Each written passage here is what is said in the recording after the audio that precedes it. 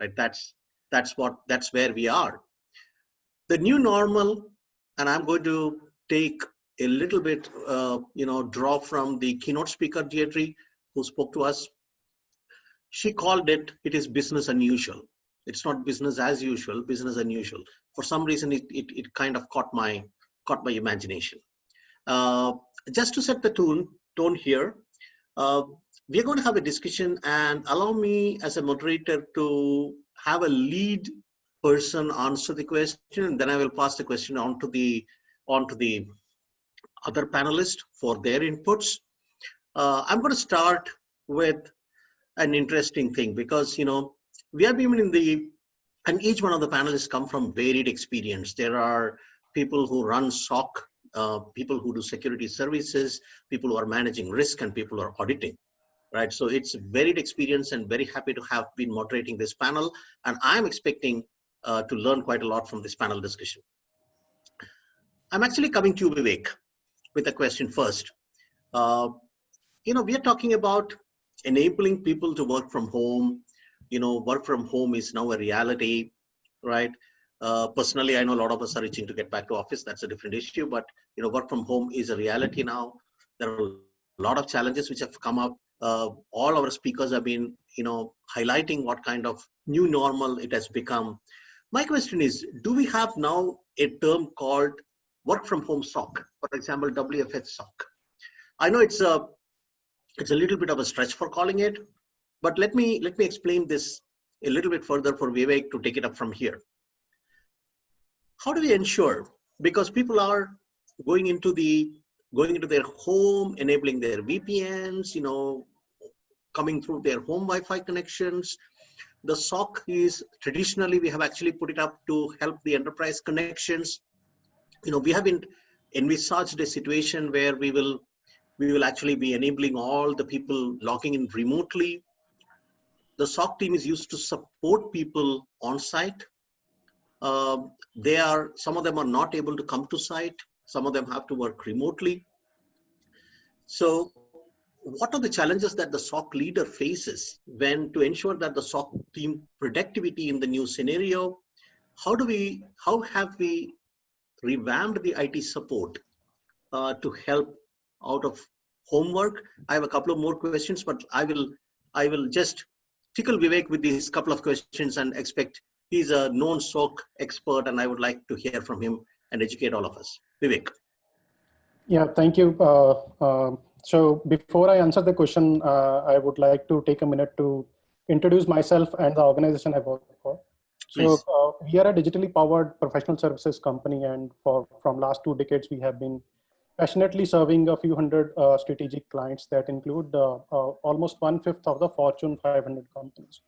And we have grown to the size of 90,000 plus people in more than 25 countries. So now we can relate to the size as and when I'm quoting examples of working from home.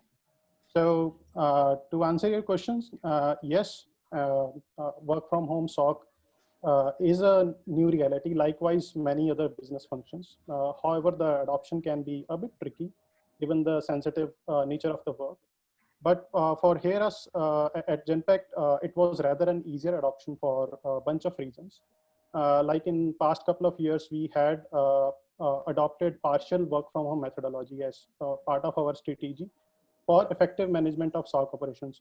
So our SOC processes, monitoring metrics are aligned to the work from home methodology already.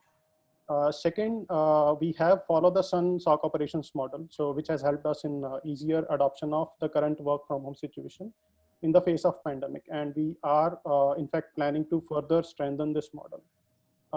A third would be the existing processes that we had to handle the PII sensitive data collected during the security investigations. And fourth and the last one, and the most important one on my list is adoption of virtual collaboration platforms. So we are able to communicate faster, easily create war rooms, and pull relevant stakeholders both from within and outside the SOC. So having said that, we also had to make some changes in the SOC processes, specifically to our threat models, in order to cover the potential scenarios that are driven by the work from home situation. Could you could you just dwell a little bit on that, Vivek? Because I'm more interested. We will are more interested to know how the IT support team, and if you look at the SOC analyst, right? The analyst is always in front of a console. I know there are artificial intelligence and augmented intelligence tools to help them, but how are they adjusting to the new normal? What are the challenges you're facing Okay, so in our case, the SOC L1 monitoring tasks, such as 24/7 eyeball monitoring of SOC console, additional data collection for security alerts, prioritization of the security alerts, management and monitoring of SLAs, or escalating the security alerts to the next level SOC analyst, etc., are fully automated. So as and when a security alert is assigned to the level 2, level 3 SOC analyst, they receive an email or SMS notification. Then they start following the incident response plan, which has whatsoever no dependency on from where the analyst is working from, as far as they are able to access the required tools in order to carry out the investigations. So overall, there was almost no impact on SOC operations from process management perspective. However, there are some additional things that we do to keep the teams engaged. For example, weekly technical workshops wherein an analyst has to learn and present a new technical topic, and which we actually use to make enhancements to the program. So the analyst can actually see how they are contributing to the program, but not just handling the alert and incident tickets. Second example I would quote is CISO challenge, wherein some of the team members got chance to directly work with our CISO on different projects that were outside of their comfort zone. And these projects were to be completed within specific duration, like 20 working hours. So this turned out to be actually very challenging and effective exercise. And of course, our CISO had to carve out some dedicated time for it. Third example I would quote is outside in sessions, wherein we call external speakers. When I say external, this can be both external to InfoSec as a department and external to the organization. So we call them and we ask them to share their viewpoint on certain topic, and we try to keep it lesser technical and more business oriented. So we are doing these n number of things to keep the teams engaged. Apart from it, the support from our HR and senior management in terms of employee wellness programs and regular guidance on managing professional and personal life balance has really helped us keep going. Okay, great. But Vivek, now I'll come to a very critical question, right? Because the C-19 pandemic has really put the brakes on all the investments in the organization. I know there are really very select areas where we are investing. The economy is in a challenge. Maintaining the client and the same level of service is a challenge, and I'm coming to the service questions later. Are you finding any challenges when you present the risk profile upwards in the management for some of the additional investments? Because we will definitely see more incidents coming up in the current scenario. We are always in the threat of ransomwares and other kind of activities, malafide activities which can happen. How does the top management look at the investment request from the CISO? I know because that's always a challenge. But how does the business view the risk, the new risks? Well, the driving factor there for us, I believe, has been the correct threat modeling. So, for example, in the work from home scenarios, almost all the endpoints are outside the perimeter, outside the corporate network. So we focused on the threat models which are more aligned to the endpoints, to identity, to cloud-based SSO authentications, to cloud-based web proxies, to ransomware, which is happening all across. So threat models have been the differentiator, and our senior management have been closely engaged. Rather, there is a steercom that is happening every week with CISO along with CEO and other stakeholders. And they are really getting deeper, and hence they are understanding the actual issues, and they are able to understand those threat models. And we are able to build a better business case out of it, asking for investments. I'm sure the other CISOs would love to hear from you, because whenever I go and talk the challenge that they face is how do we convince for further investments even in the face of the pandemic. Uh, any change in the incident response norms? I know you did mention about the incident response, but are there any changes you are making on the incident response norms, the speed or the turnaround time, or the kind of incidents which are getting reported now? Is there any sea change over here? Well, from the norms perspective, as far as incident response is concerned, yes, there are new norms. And I can in fact share some of the norms that we have adopted recently. Like from collaboration perspective, virtual war rooms have replaced people sitting together in a meeting room for responding to critical incidents. And in fact, we are planning to go a step ahead and planning to integrate our incident response tool with the virtual collaboration platforms. That will help us enable faster communication to handle such critical situations in a better way. Second, from threat modeling perspective, like I said, given almost all the endpoints are functioning outside the company's corporate network. So we adopted to the threat models, which are highly focused on endpoints, identity, cloud-based services, and the IT frameworks that enable remote working like VPN, Citrix, etc. And then from the response perspective, adoption of advanced technologies like EDR has enabled us to respond to the incidents in a much faster way. For example, one-click network containment of an infected endpoint of the user who is working from home versus calling that user and asking not to connect to the VPN, then coordinating with IT to get the VPN user ID disabled, then further coordination with the user to collect the forensic data for further investigations. So there are new norms and there are solutions available to cater these norms. And in my experience, these solutions are rather much easier to adopt. On the lighter side, Vivek, thank you very much. That was pretty enlightening know from a person who's actually running the SOC for a multinational corporation. But on the lighter side, probably your problem of the L1 support headcount may get solved, because a lot of these people who, once the work from home scenario gets mitigated, might be experts at L1 because they're all working remote and they're trying to be handheld. So probably that might make it a little bit more easy. I'm going to take it a little further and request Mr. Waikit to kind of take us through some of the challenges. See, for example, this is how the enterprise security is getting revamped. They're adjusting to the new normal. When it comes to the services that we are providing, right, we normally work under very stringent SLAs. Do we see a change in the SLAs which are being drafted? Is there a renegotiation of the contracts that people are coming out with? Waikit, what has been your experience, Waikit? You have been in the international market, and you could enlighten us with that. Okay, so hi. Let me just maybe just spend a short time to introduce myself.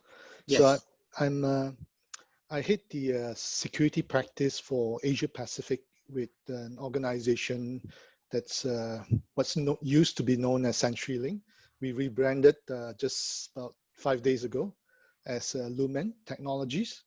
So basically, we are rebranded to boost innovation, to drive accelerate business in an all-in-one platform that's combines networking, edge computing, connected security, and communications and collaboration.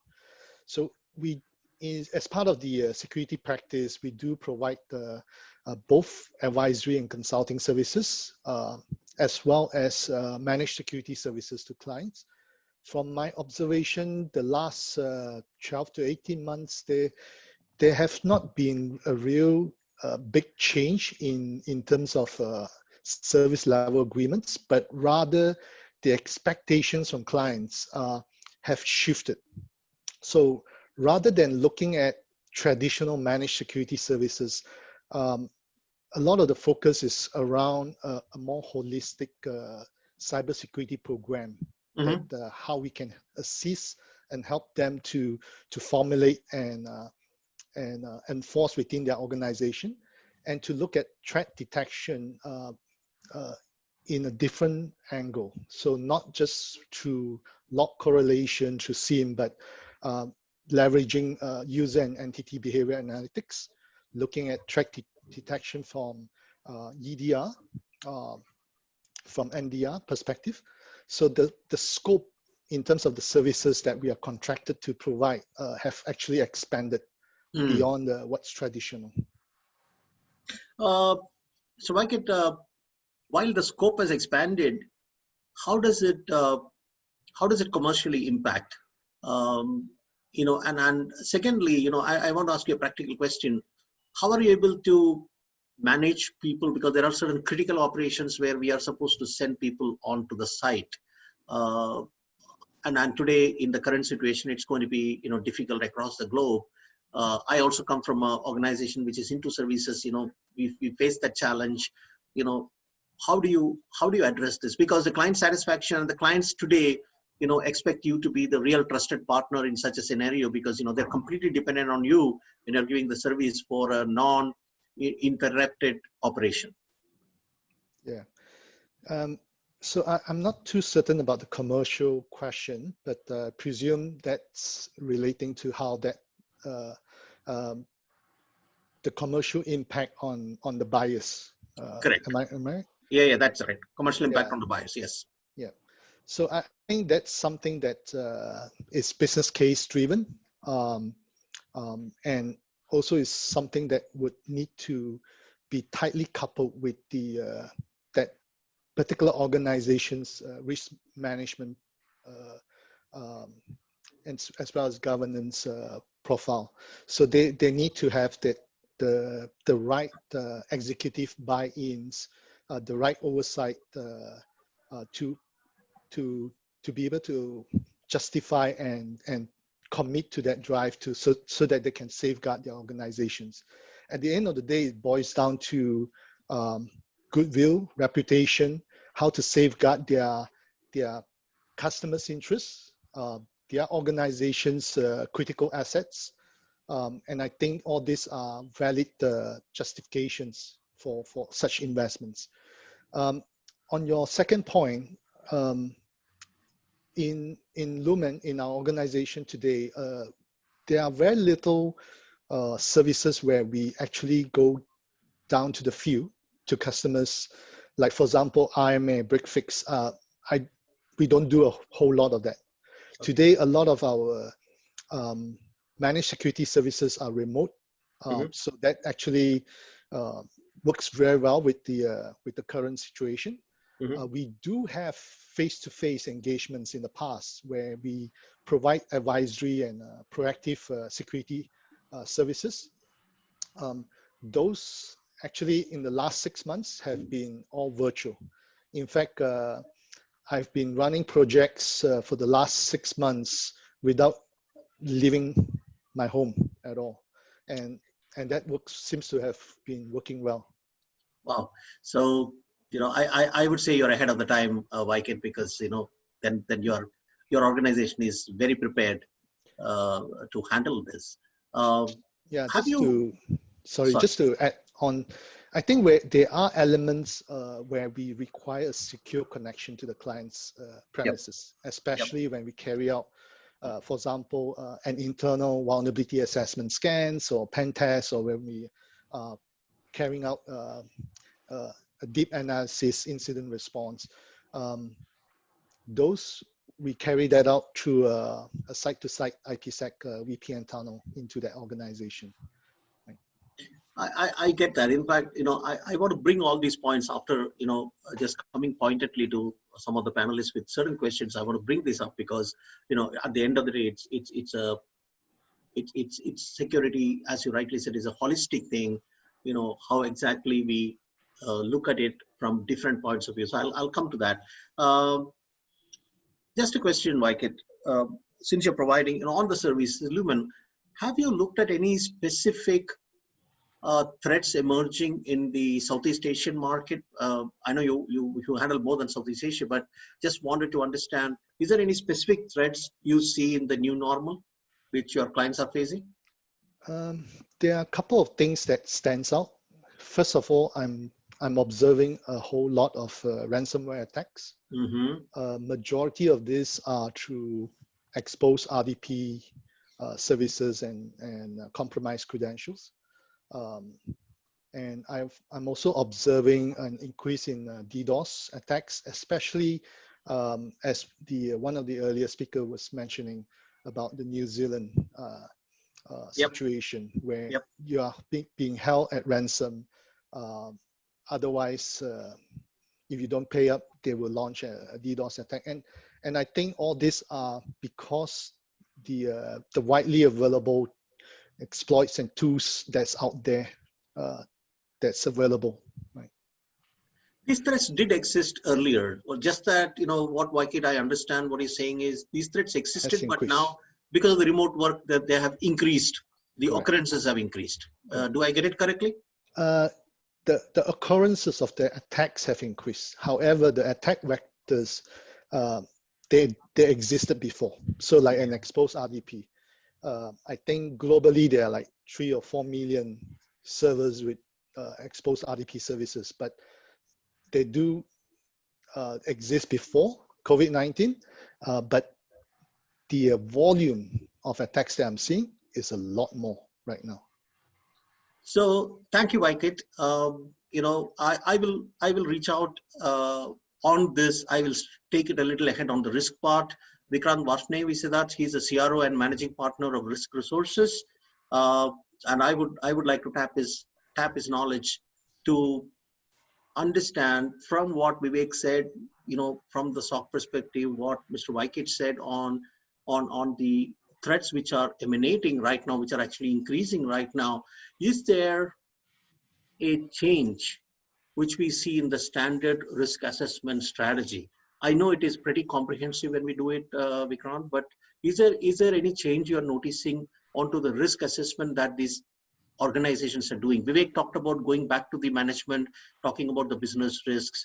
Waikit talked about how exactly the threats which are already there are kind of proliferating because of this current scenario. Is there a change in the risk assessment? Are the board members or the top management now becoming more aware of the risk, more aware of having necessity to have a CRO in place? I know everybody cannot have a CRO. How do you portray this, Vikrant? Sure. Thank you, Vedi. So I'll also take a minute to just quickly introduce myself. I represent an organization called Risk Resources, which is a boutique niche risk consulting firm. We are in the services, solutions, and consulting and training space, and probably risk capital in future. Having an expert network also is a side product out of it. I have done 20 plus years of a corporate role, and my last role with HSBC was as Chief Security and Fraud Risk Officer. Head of Information Security, Head of Fraud, and Head of BCP were rolling up into my role. So while they were technical experts and professional domain leaders, my job as an interface to leadership was to simplify terminology and use it in a fashion that they could understand. That has inculcated in my professional grooming over a period of time, and I've learned to just use lesser jargons and use simplified language so that everyone can understand. And this forum obviously has sufficient people who would use technology and terminology which is pertinent for information security community. But since I'm expected to talk about risk, I'll try and keep it simple so that there is a wider acceptability. So coming to your question, Vedi, and it was a very pertinent one. As the risk landscape changed, as the risk widened up, or we are seeing more of the opportunity for exploitations, which is probably increasing the situation. So if you see conventional risk assessment methodology, if we go by threat landscape, we look at vulnerability in the system, then in the end we come to risk, and risk obviously goes by probability and impact.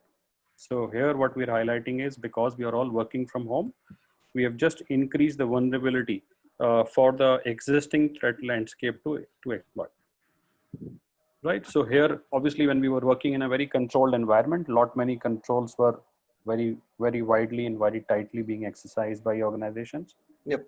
We are all working remotely. We are all being exposed to opportunities for hackers to use phishing or malware distribution or registration of new domains for people to appear like this is a corona information, COVID information, and even sometime deploying various things where, remote access or telecom infrastructure, those opportunity which suddenly are being provided by hackers for people to exploit. Our employees are working from remote location.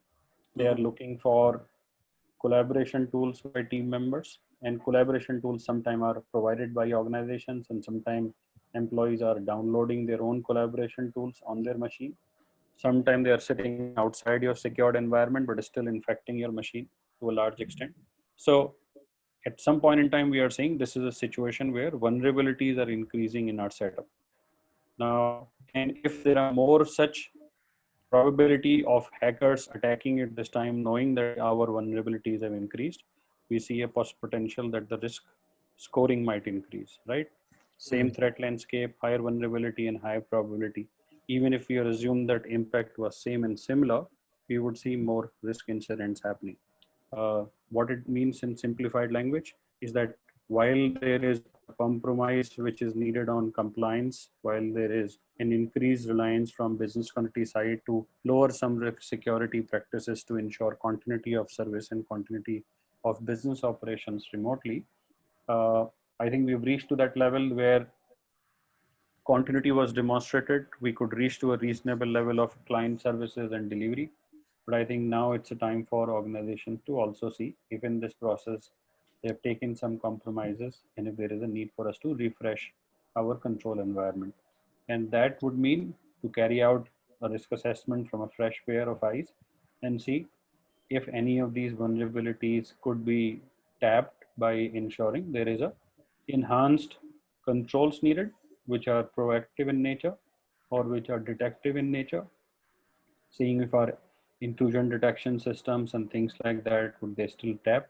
Can we do an increased monitoring around it? But I think the biggest piece is, can we increase awareness of employees that while you're working in an environment, these are additional risks, include sometime probably in them in carrying out a threat modeling, which they probably conventionally were not being used in past because they were not seen as subject matter expert. But probably by making them part of doing a wider exercise, they will probably understand the perspective. So we could even try some of those participation as a newer way of conducting awareness session. And probably that will ensure they understand that each and every activity which they do at home, with nobody is watching, could still be a potential exploit for company. So I'll take a pause. Yeah, thanks, Vikrant. Vikrant, my question here is, you talked about a threat modeling exercise. The threat intelligence knowledge and model is normally built into the risk assessment, and threat intelligence for every organization, while there are certain generic threat intelligences, there are certain specific threat intelligences which are there for organizations depending upon their business priorities and which business they are in. So when you do the a threat modeling, are we here talking about involving the top management in a tabletop exercise? Because the risk knowledge awareness has to percolate top down, correct? Because teaching the employees, yes, employee is the weakest link, and we all know that that is where the problem emanates most of the time. But how do we get the top management buy-in? Can we get them to do tabletop exercises, especially in the current situation? How do you see it practically, Vikrant? Yeah, so if most of the risk professionals or security professional or continuity professionals would have highlighted in past that management was not paying sufficient attention. We were tick in the box activity, but never top of the mind recall. We were not involved in strategic discussions, or only our bosses were called, but the subject was never discussed in depth. I think this is a good time. They all have paying attention to these functions, all of these functions together. Continuity has been on top of mind. Security, even when it was slightly being relaxed in March and April, have become the priority again, because some of them saw increased incidents in their environment, and some of them learned from the the incidents of others, whether competitors or at an industry level.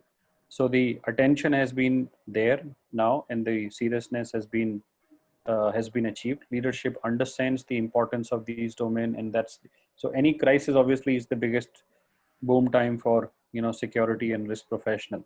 So if we have not already tapped them for coming and participating in a scenario walkthrough exercise, any tabletop situation, or even an online simulation if tools which does simulation for you, management would not be, they should generally not be staying away from participating, because they really want to understand what could go wrong at this point in time, and they are probably at the lowest readiness level.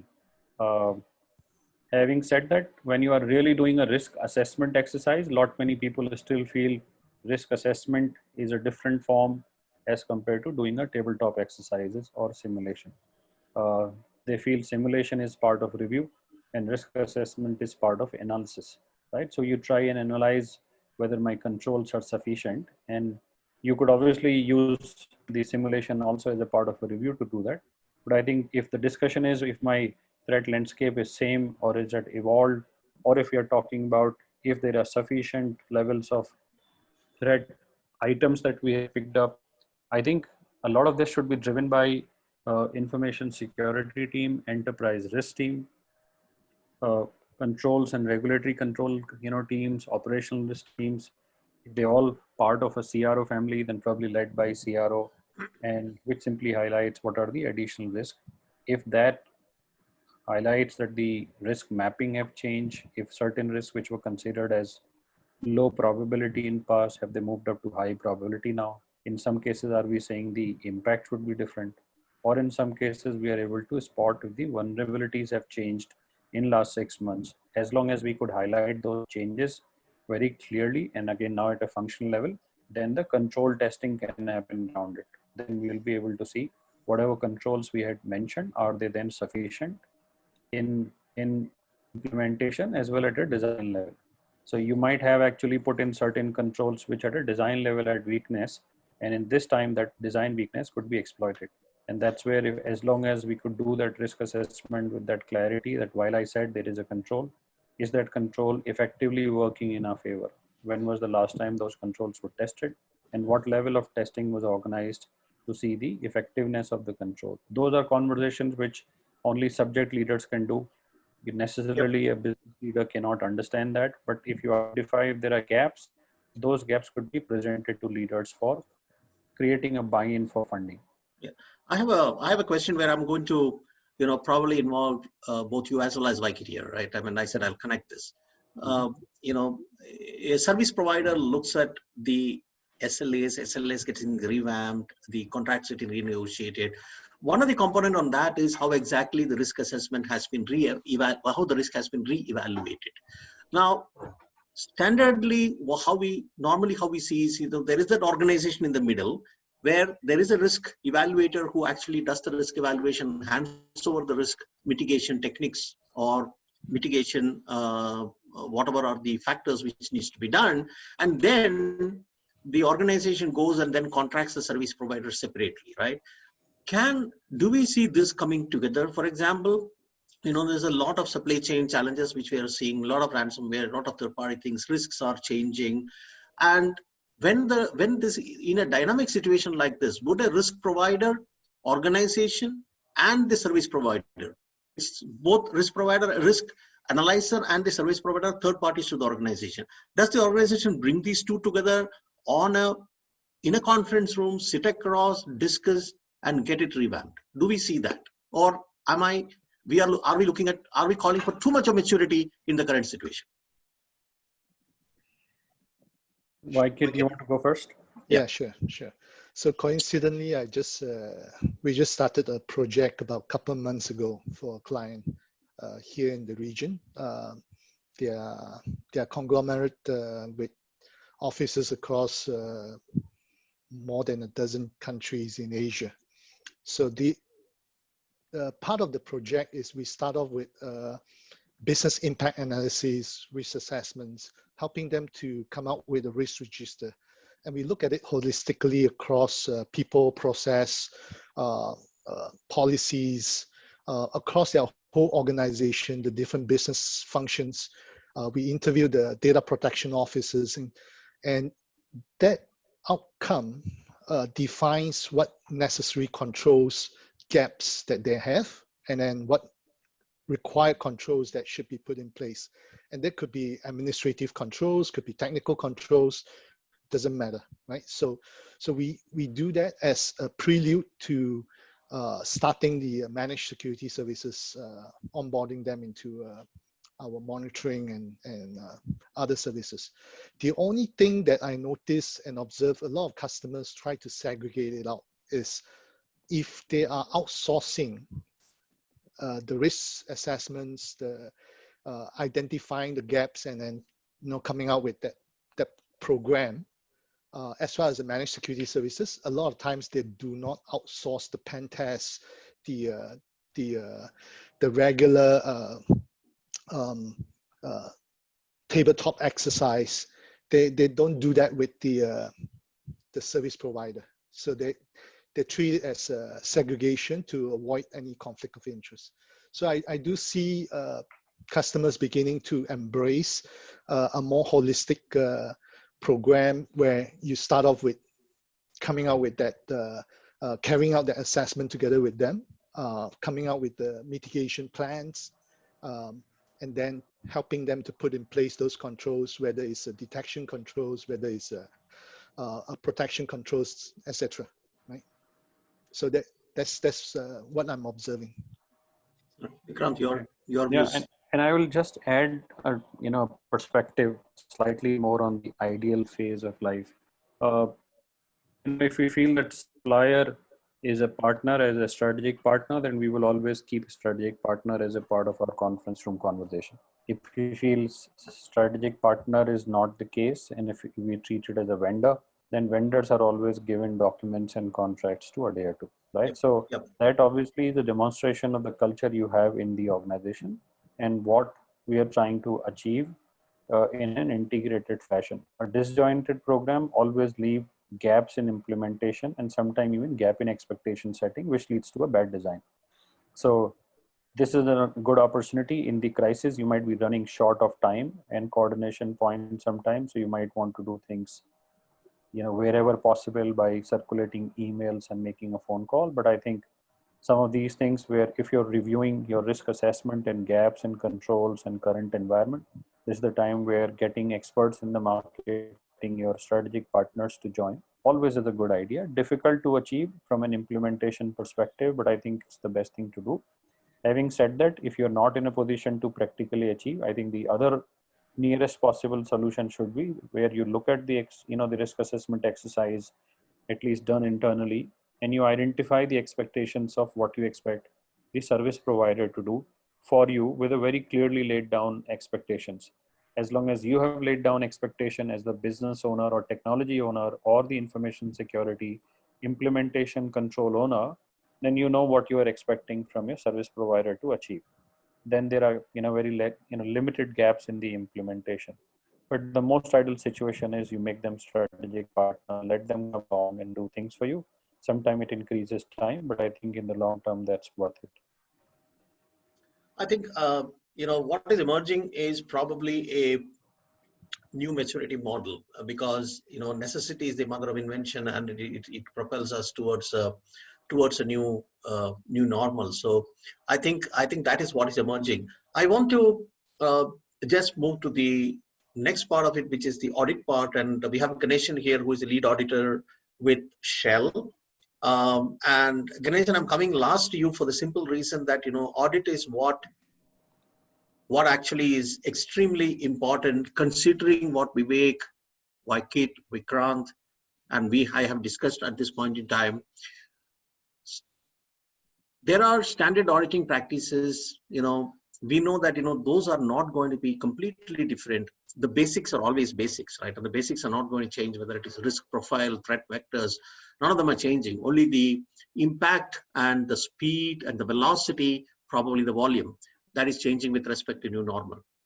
Do you see, and from your experience in Shell, do you see the auditing imperatives changing? For example, we heard about, Vivek telling us about how actually the work on the ground happens, Vikrant elucidating on exactly how the risk model is evolving and what is required, Waikit sharing the challenges on the services front, and then jointly discussing, how the risk profile has, the changing risk profile and how the collaboration is happening.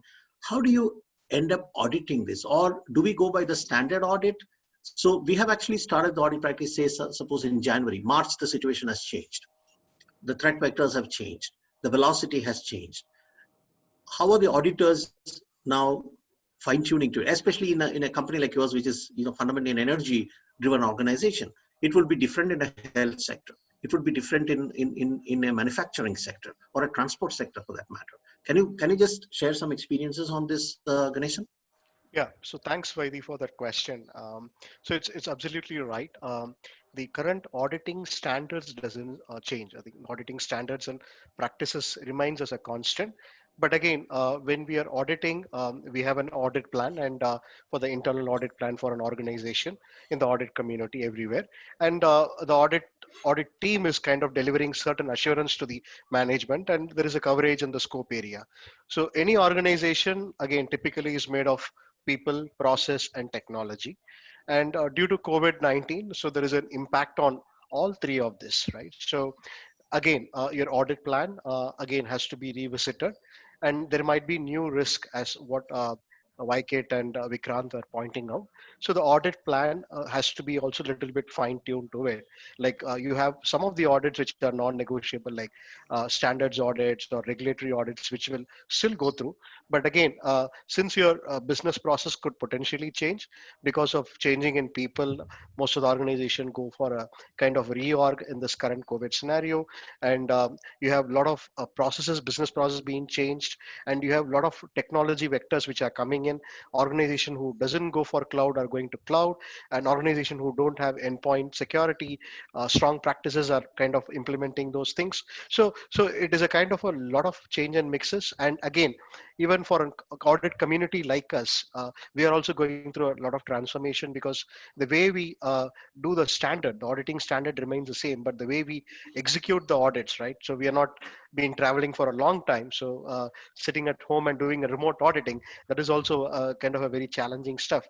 So the COVID-19 has completely transformed the way we do audit, and the assurance what we provide in terms of scope, and what the audit committee and the board wants from the internal auditors.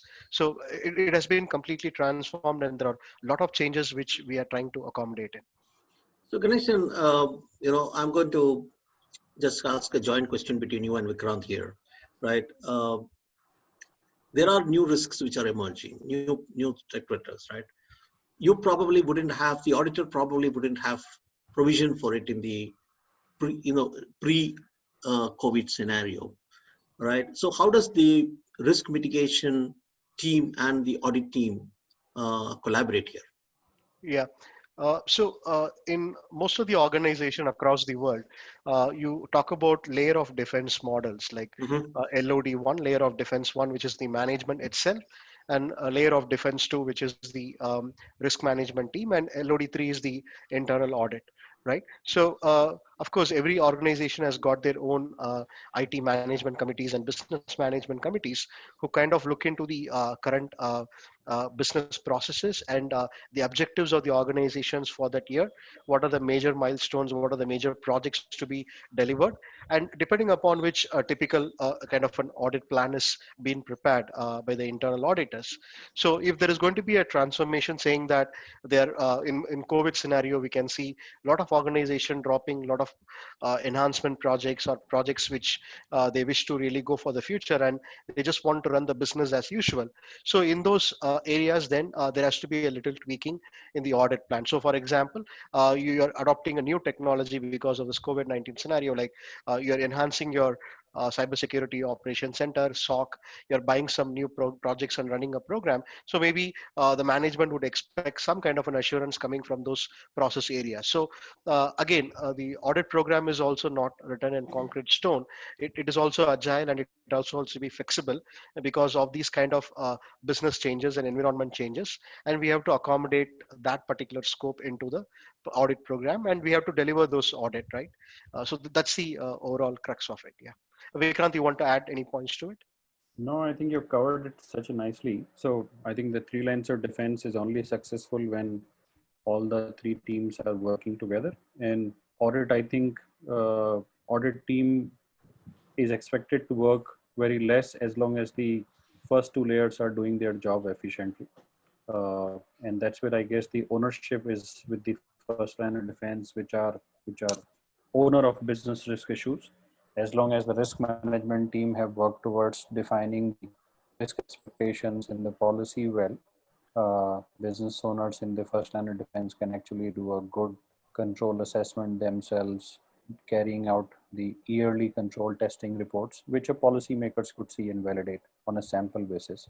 And if audit actually is happy with the output of it, the audits not necessarily are needed in the system. And that's why sometimes they go with the policy of testing it every 3 year, every 4 year, only if needed, and only if they're not satisfied with the output of the first and the second layer.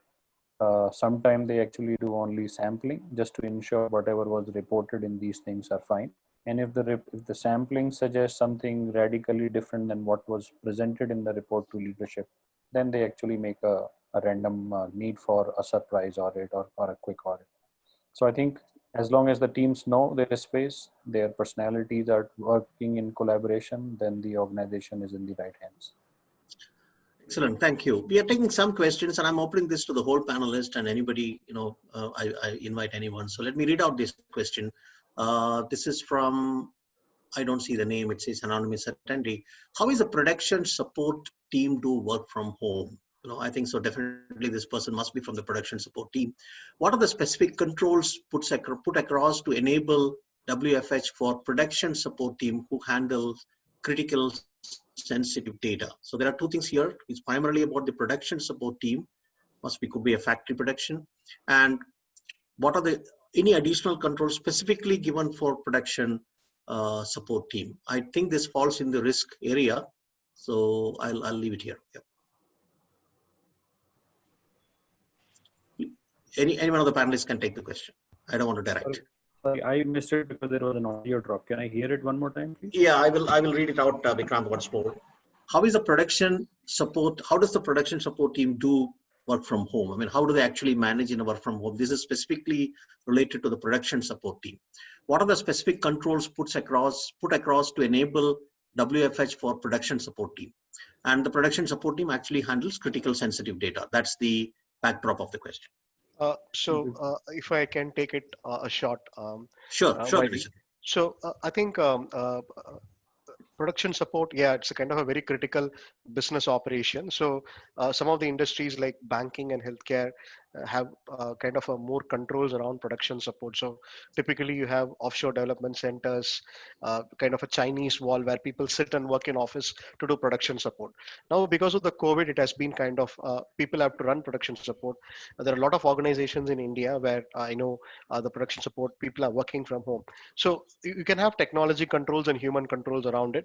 First thing, the human controls, we should sensitize people apart from the regular information security training, what we are giving it to the staff and contractors.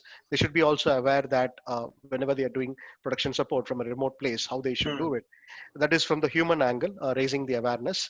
Second, from the technology angle, of course, we have got controls like remote desktop, Citrix solutions where you can have access to the specific assets and you cannot download data. Of course, people have mobile phones in home, but still there is a kind of control. But how far we are going and getting a risk acceptance for it. So that matters. So ideally, I think if you're able to solve the first puzzle of ensuring the people are getting more awareness about information security, what they should do and what they should not do. And the second thing, the technology controls and the monitoring controls, what you have around the remote desktop or the Citrix VDI boxes, that can solve most of the problems. So that's the my view. I think, yeah, I'm opening up to the panel. Maybe Vivek can add something to it. Yeah, I think from the technology stack perspective, the adoption of cloud-based technologies like cloud-based DLP or cloud-based antivirus, which can enforce like USB policy and all, are critical here. So adoption of such technology stacks will really help revamp the controls for the scattered endpoints like in this situation. There is a question here, Ganesan. I'll take a couple of more questions because we are running out of time. It's a very interesting question from Rajesh Saveri, right? In the question here, Ganesan, is, and I think it's completely audit, because of remote working, do the audit hours get reduced? I find it, amusing a little bit, but does frequency of audit Does the frequency of audit increase or does the audit hours reduce? I mean, I don't know. I think I know the answer for that, but Ganesan, I would let you answer. I mean, I'm pretty Yeah. sure as an auditor, you would love to answer that. Yeah, I think it's my personal view. Yeah, of course, we are losing a lot of air miles and hotel points for sure because we almost travel 10 to 15 countries in a year. Yeah, so that is on a lighter note, but again, doing audit remotely is a very challenging situation for us. The first thing is like we can have impactful audits. I think most of the auditors will agree with me.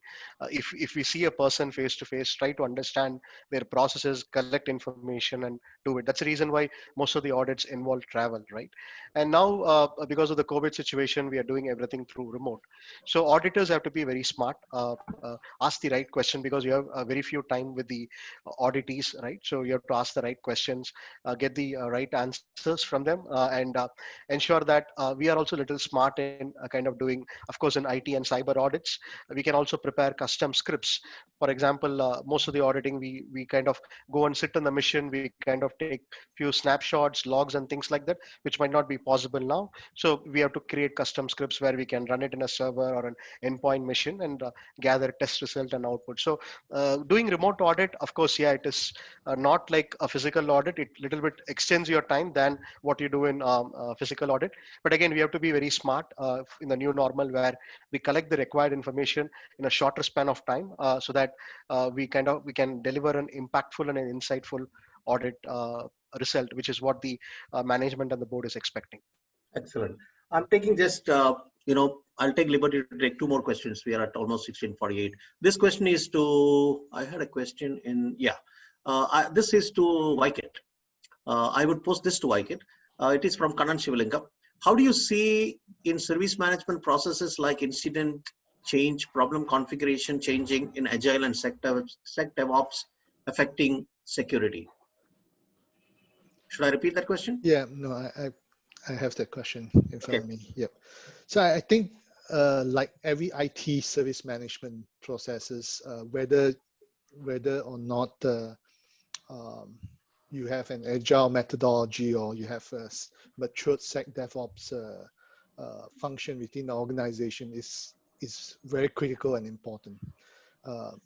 Without understanding your assets, the inventory, without understanding the configurations and capturing and managing them well, without managing changes and releases properly in a methodological way, it leads to lapses, right? And I think those are very critical in all circumstances across every organization. Unfortunately, not every organization are matured. Some doesn't even have basic change management process in place, right? So I think those are very critical because it helps to maintain the ensure that there's a proper governance in place. Right? Excellent. Thank you, Waikit. This is my last question. Sorry for that. This is from Jonathan from Lagos, Nigeria, and I'm going to post this to Vivek. It's a very, very SOC-specific question, Vivek, a CISO question. How can a CISO ensure proper control is put in place, particularly in this pandemic period, with respect to work from home and bring your own devices? This is Jonathan from Nigeria, Lagos. Yeah, so like I said, the adoption of cloud-based technology stack is the game changer. So, so the controls will be there in place on those endpoints, no matter where those endpoints are, inside or outside or wherever in the world, right? So from technology stack specific, that's the answer. And for work from home devices perspective, yes, there are technologies like MDM and all which can be used to manage those devices, but yes, there are limitations, there are user consents and other regulatory impacts to that. But yes, there are technologies available to do that. Okay. Suma, do we have any time, or I will hand it back to you because it has been a wonderful panel discussion, and the collective experience and the knowledge base that the panelists bring here is just amazing. people from different domains, different experiences, knowledge, and together the impact has been, fantastic. Thank you very much. I really, really thank each one of the panelists, Vikrant, Vivek, Ganesan, and Waikit, for making this a very enlivening and interesting discussion for our delegates. I should also admit that I learned a lot listening to you and taking from your experience. Thank you very much. Over to you, Suma. Thank you, Vaidhi sir. That was really a good note, and it was a very good session. I call upon our president, Satish Kumar Dubashi, our president, ISACA Bangalore chapter, to say a few words about this panel discussion. Okay, thank you. Thanks, Uma. In fact, Vaidhi already did the thank you for the panelists. So let me thank Vaidhi first, because the way he went all around. In fact, I think he did not leave any area untouched. He went into risk, he went into security, he went into every aspect.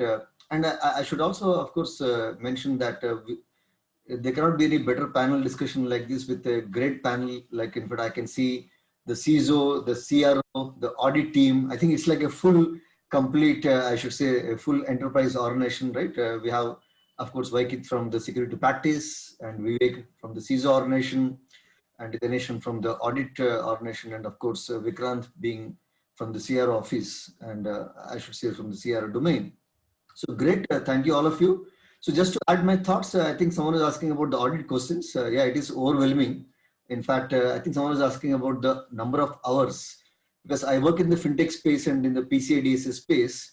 The PCI Council specifically gave out some guidelines on the remote audits, and also demanded to get more evidences from the auditee. In fact, that's in the sense, so the audit time is increased, not reduced, because they have probably, because they're doing a remote audit, they have to collect more evidences, and especially in the PCI DSS context, because the ROC is full of evidences, and yeah, it's very interesting times.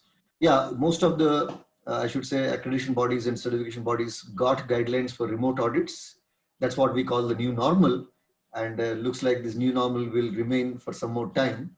So thanks, Vaidhi. Of course, Vaidhi is our man and a veteran in this industry, and for putting this panel discussion very nicely. And thanks, Waikit.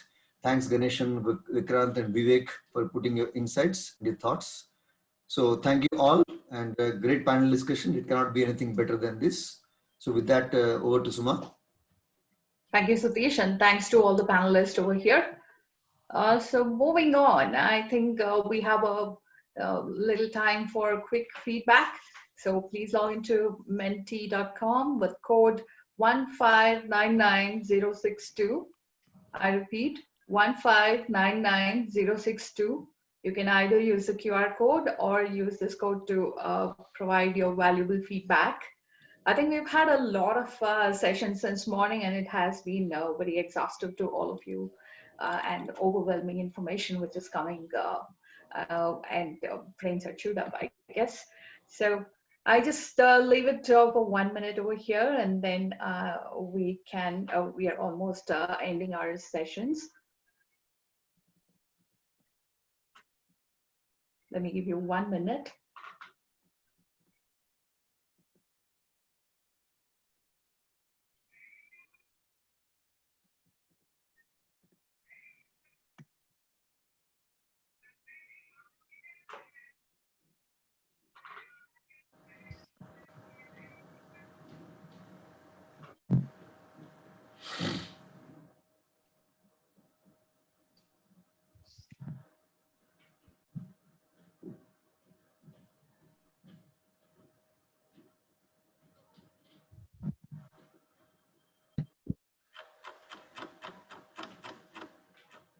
I hope we are done with the feedback.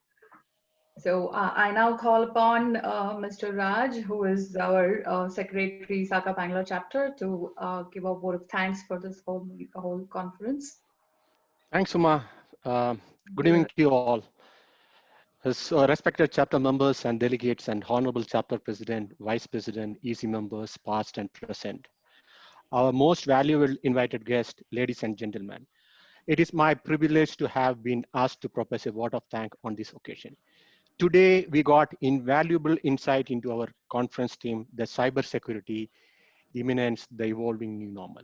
I, on behalf of ISACA Bangalore chapter and the entire EC members of our chapter, extending a very hearty vote of thanks to all speakers for gracing for our 23rd Karnataka annual conference virtually. In fact, we were trying to conduct the annual conference on the July times, and we booked the hotel. We assuming that the pandemic will over by July, but it didn't. We forced to have a virtual conference which enabled us to cover more chapter members and share the international speakers insight with our chapter members. A big thank you to Didi Smith, a VP Service Delivery Transformation Entity Security, for her efforts towards a keynote from US, and that literally is 1 a.m. And in her speech, she given insight into the impact of survival in the pandemic and doing a business as unusual. How the new business is coming up during the pandemic and how the business disappeared in a rapid phase, especially in healthcare and retail. And she touched upon the GRC professional and how their role in the current scenarios. Supply chain impact and how to manage the supply chain during the uncertain time. So she said, COVID-19 does not affect system, application, technology, and process, but it affects the human. And she also briefed a recent fatal incident in her team. And the other point which she touched upon, the number of opportunities coming in the recent and the future, from a 3 million to 10 million, that is opportunity coming for cyber professional. The current scenario or business as investor, and she said agility is a key to survival. She finally wrapped up with his 5 action point: focus on people, prioritize carefully, don't forget about security, re-educate and continue to raise awareness, and continue to emphasize good security hygiene. Coming on the second, the speaker, I must mention our deep sense of appreciation and thanks you to Mr. Anand Kanuri, Chief Executive Director, Standard Chartered Bank, on his topic, practical cryptography in the enterprises cloud. The key takeaway is why the encryption is important, and it covers 110 to 150 compliance mechanism. Also highlighted landscape and challenges of cryptography and in various cloud environment. So he also highlighted encryption is intrusive and hard, but it is not easy to solve. The difference between encryption, tokenization, masking, and difference impact of tokenization from physical layer to presentation layer, and higher the layer, tokenization is strong. This is the key takeaway from his session. So he also said encryption is not substitution to trust. So trust is the key. You can't substituted by encryption. Crypto as a service, he touched on crypto as a service, which is scaling and consistency on the SaaS environment. BYOK, bring on key, the importance on who hold the key and who own the key is very important. And also a multi-cloud environment. Finally, he advises think big and start small. The third speaker, which was, I must mention, express our sincere thanks and appreciation for Mr. Shanavas Baker, Principal Security Advisors for FI Lab, for his explanation and insight into digital identity and the security conundrum. The key takeaways: digital operation and balancing act and friction, the credential stuffing in digital identification, the risk-based authentication for sensible websites, how the aggregator channel compromising the system through automation. The best security is not the best user experience. And he's also highlighted a PISA use cases, how the dark web cards, the dark web card credentials are used to instigate the heavy discount offer. Control V and keyboards pattern and the number of time how this is changed in the vulnerability scenarios. Final insight into what the user need, when the behavioral insight, and whom the end user perspective. So we have Krishna Pedalia. Further, we are grateful to Mr. Krishna Sastry Pedalia, partner EY, for demonstrating the real scenario with the example in his topic, cybersecurity intelligence. The top AP10 attack in India, the importance of end user security during COVID-19. Express his concern why payload is not being detected at memory level. The importance of vendor alignment during the pandemic time, the ransomware as a service, networker, and how it is dominating the cyber world. Challenging from a dark web, challenges from the dark web, importance of defense strategy, build, attack, and defend. then trend into cybersecurity and the security challenges for CISO. So he said 100% security is a myth, and we should be focusing on that. Develop strategy on TTPs used by attackers. And if of the next speakers, I also express my gratitude to Mr. Ajay Kumar, the Director of Solution Engineering, Beyond Trust, on his hot topic, Universal Privilege Management. Why, what, and how. The key takeaways, the attack surface expanding in cloud era. Number of privileged users are growing, and 90% of the vulnerabilities are associated with excessive admin. How to tackle that? Attack chain and the impact of privilege escalation. How to prevent privileged users attack and deep into and step to control it. Universal privilege management and journey and how the privilege can be achieved. The implementing least privileged desktop, especially in a PowerShell usage environment. Also, he given an insight into just-in account, creating how to create a just-in account and what time, and the application reputation, DevOps, and SecDevOps. So IAM is a tool for managing the life cycle of privilege account. Ajay also highlighted removing admin right is a basic step organization should take it. And if you do that, 80% of the breaches can be prevented. So I must mention our deep sense and appreciation to Dr. Sriram Birudulu, CEO CCOE, for his topic and insight into cybersecurity landscape in India. We are all inspired by your the great words about India and its growth story. So fascinated to see India is growing to a 5 trillion economy by 2005 and a double-digit growth. So ITBP preferred India as a first preferred destination in the world, and first 50 billion investments already happened, and 31 billion in the 2020 alone. That's a fantastic numbers. The cyber attack increased by 60%. So a lot of opportunity for cybersecurity professional in coming days in terms of the training and the hiring thoughts. So he focused on training and hiring for cyber professional, so underprivileged and especially, and he seeks support from the cyber professional communities and the startup opportunity in India. Last but not the least, a big thank you for an excellent interactive panel discussion chaired by Vaidyanathan Iyer, CEO, IBM Security Command Center, and the panel members, Vivek, Attri, AVP Information Security, Genpact, Vikrant, Varshney, CRO, Managing Partners, Risk Resources, Waikit, Cheah, Director, Security Practices, Lumen Technology, Ganesan, Ramani, our chapter member, DC member, and lead auditor of Shell. Well, ladies and gentlemen, an event like this cannot happen overnight. The wheels starting rolling week ago. In fact, so we have done a lot of trial for the virtual event. It requires planning and bird's eye view for this. We have been fortunate enough to back by a team of very motivated and dedicated colleagues of our chapter. So dear chapter members and all delegates, once again, I want to state that we are almost grateful to all speakers on this virtual stage and making this grand success. We thank you for being with us whole day.